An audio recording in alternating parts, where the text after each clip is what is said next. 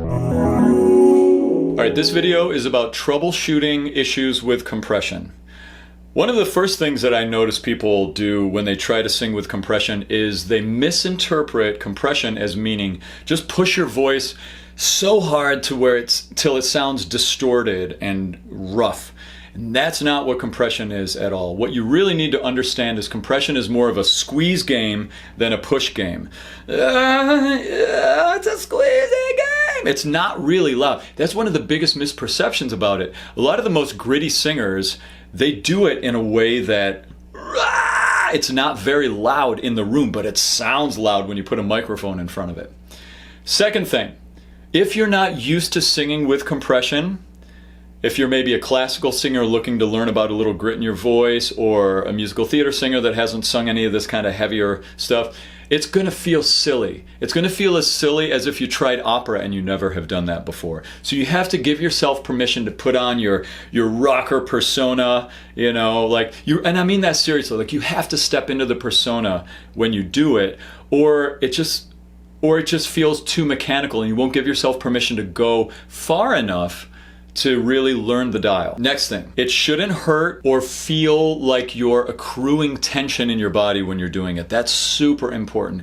When I sing with compression, I feel that narrowing in the back of my throat, but I don't feel tension in my jaw. I don't feel tension in my tongue.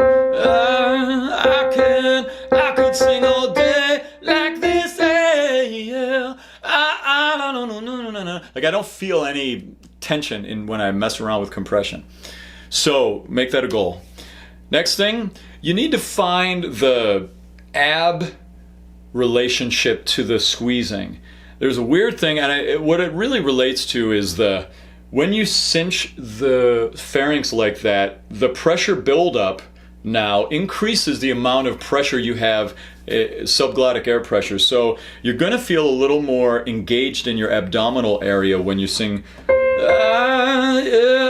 Like I feel my abdomen kind of engage and I feel the squeeze.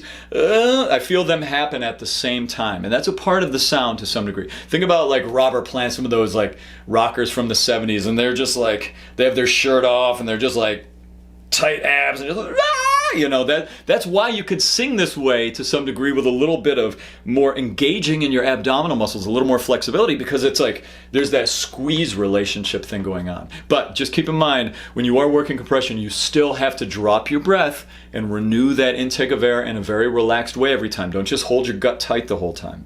Next thing, hold your breath and try to make a sound. That's one of the tricks that I've used a lot with people that really works to find compression. You do this, you go, hey, what's going on? I'm just trying to make some sounds right now by holding my breath. There's something about when you do that it creates that resistance down here a little bit, and it helps you feel that narrowing feeling. Now, I don't feel any tension in my tongue or in my jaw at all. It's just this like I'm just resisting the airflow coming through. You see that?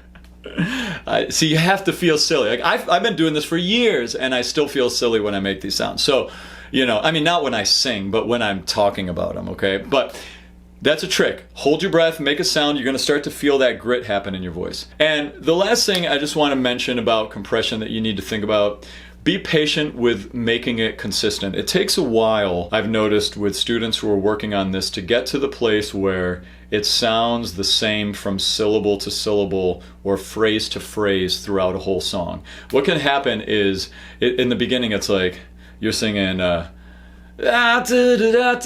all of a sudden then there's a phrase that has no compression and then it gets gritty again. It's like there's a real inconsistency in being able to set that dial in the beginning. So you have to be patient with these. All of these coordinations you have to be patient with. But I've noticed that it really comes in and out for people in the beginning for a while. So just think consistency. Find that sensation of the compression, and then you can do some macro practicing where you work it throughout a whole song, where the whole song is about the consistency of that engagement feeling and that narrowing feeling. Okay?